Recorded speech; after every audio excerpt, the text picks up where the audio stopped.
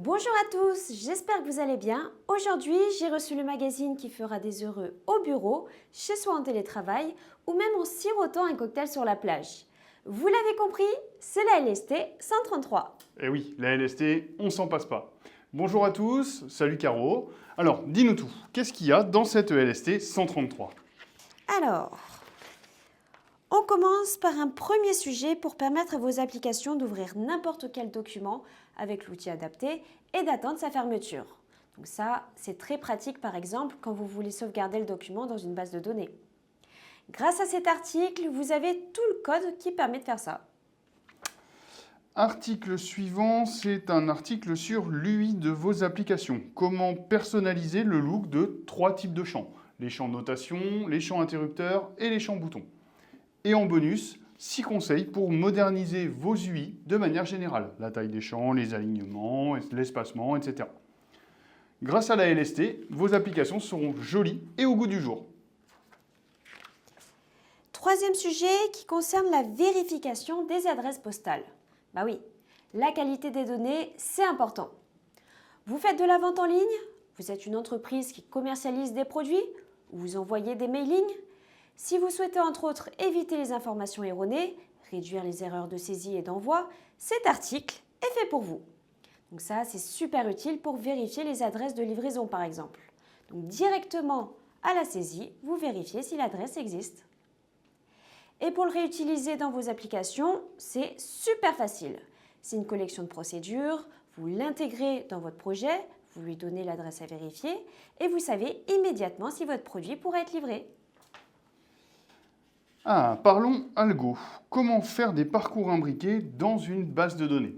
Un parcours imbriqué, je vous rappelle, c'est un parcours dans lequel on va lire des informations d'un autre enregistrement, du même fichier. Dans cette LST, on vous explique les 4 méthodes pour effectuer des parcours imbriqués de manière fiable.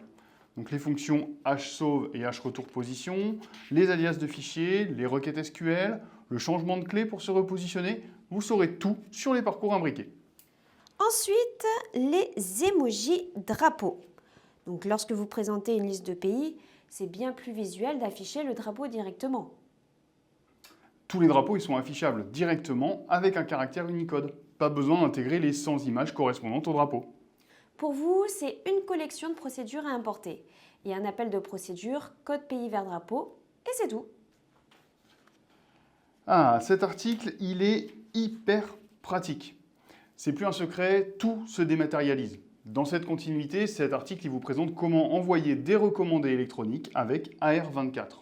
Vous importez le composant interne et vous envoyez des recommandés. C'est un gain de temps, une baisse des coûts et moins de risques que ça se perde. Allez, qu'est-ce qu'on a, Caro, après? Alors, qu'est-ce qu'on a? Ah, alors ça c'est super pratique si vous vous connectez à distance à vos postes. Donc ça permet de se connecter automatiquement à un TSE, un bureau à distance, sans avoir à saisir le mot de passe. Donc le mot de passe est connu par l'appli, sauvegardé dans Windows et utilisé par le bureau à distance. Donc l'utilisateur n'a plus besoin de connaître les mots de passe des serveurs. Des modifications peuvent être faites sans impact, plus d'erreurs de saisie et plus de confort pour l'utilisateur. C'est hyper simple. Une collection de procédures, vous l'intégrez dans vos applis et vos utilisateurs se connectent automatiquement.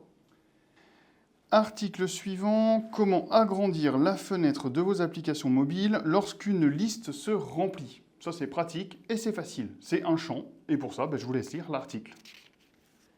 Vous souhaitez intégrer une solution de paiement dans vos sites? Vous utilisez ou souhaitez utiliser la solution de paiement en ligne Payzen? Cet article, il est fait pour vous. Il explique en détail comment utiliser le nouveau composant interne Payzen, que ce soit les paiements unitaires, le fonctionnement de l'abonnement, des prélèvements, etc. Un seul composant interne à ajouter dans votre projet et vous gérez très facilement les paiements de vos clients. Ah, un article sur les plugins d'application. Comment créer et sécuriser un plugin d'application. Tout est détaillé, de la communication au chargement, en passant par la sécurisation des échanges. Et il y a même quelques conseils supplémentaires. Article suivant, 6 étapes détaillées pour passer d'une installation réseau à une installation dans votre store privé d'entreprise. Alors, je vous rappelle, le store privé, ça vous permet d'héberger les installations de vos applications. Donc, vous pouvez l'installer en interne dans votre entreprise ou sur un serveur chez PCS Cloud. C'est simple et on vous explique comment faire en 6 étapes. Allez, ensuite, un article sur l'adaptation des UI. Comment adapter les UI au contenu dans les champs Kanban, agenda et planning. 2 méthodes sont détaillées en pas à pas. Page suivante. Comment afficher le flux vidéo de la webcam de l'internaute dans un site, pour prendre une photo par exemple, ou détecter des visages. Très pratique pour proposer à l'utilisateur de créer sa photo de profil.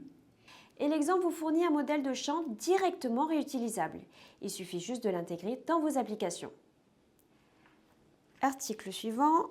Comment envoyer une notification sur vos applis mobiles sans utiliser les notifications push. Donc grâce à cet article, vous avez tout pour avoir des notifications complètement personnalisées dans vos applications. Article suivant, ça c'est très intéressant pour vous qui développez pour iOS. Comment remplir un formulaire en PDF depuis une application Windows Mobile. Et le sauver, bien entendu. Tout est détaillé et pour vous c'est une collection de procédures. Et puis, l'ALST ne serait pas l'ALST sans la fameuse rubrique préférée de Caro. Le saviez-vous? Alors, qu'est-ce qu'on a dans cette LST 133? Comment enrichir des textes d'indication avec du Markdown? Comment inverser les affectations dans le code, un raccourci bien pratique? Ou encore, comment visualiser toutes les images du projet dans la galerie? Parlons services. Vous développez des services, cet article il est fait pour vous. Comment mettre à jour automatiquement vos services avec un live update. Tout est détaillé et réutilisable. C'est super facile. Allez, page suivante. Le formulaire d'abonnement. Vous le remplissez et vous le renvoyez pour vous abonner. Vous pouvez aussi commander directement sur notre site internet ou m'appeler directement et c'est avec plaisir que je vous répondrai. Allez, on continue et on passe à la rubrique questions-réponses de cette LST. Des réponses pratiques à vos questions pratiques. Comment ouvrir Waze ou Google Maps sous Android? Comment ajouter un bouton dans l'entête d'une colonne de table? Comment réinitialiser le mot de passe du compte admin dans WDBass? Comment effectuer une recherche rapide au clavier dans l'éditeur de code, etc., etc. Oh, mais c'est pas fini? Et non! Encore un article pour lire des vidéos, quel que soit leur format. Donc ça utilise l'ActiveX VLC. Vous devez lire une vidéo dans vos applications, vous prenez l'exemple et tout le mode opératoire est détaillé. Merci la LST. Alors, qu'est-ce qu'on vous réserve comme goodies pour cette nouvelle LST? Dis-nous tout. C'est un kit pour être prêt cet été. Sac de plage, lunettes de soleil et décapsuleur. Ça, c'est vraiment bien. J'adore. Allez, dans la description, on vous met un lien pour commander la LST. N'oubliez pas le pouce bleu sur cette vidéo et abonnez-vous à la chaîne pour ne rien rater. Allez, je vous souhaite de bons développements, de bonnes vacances.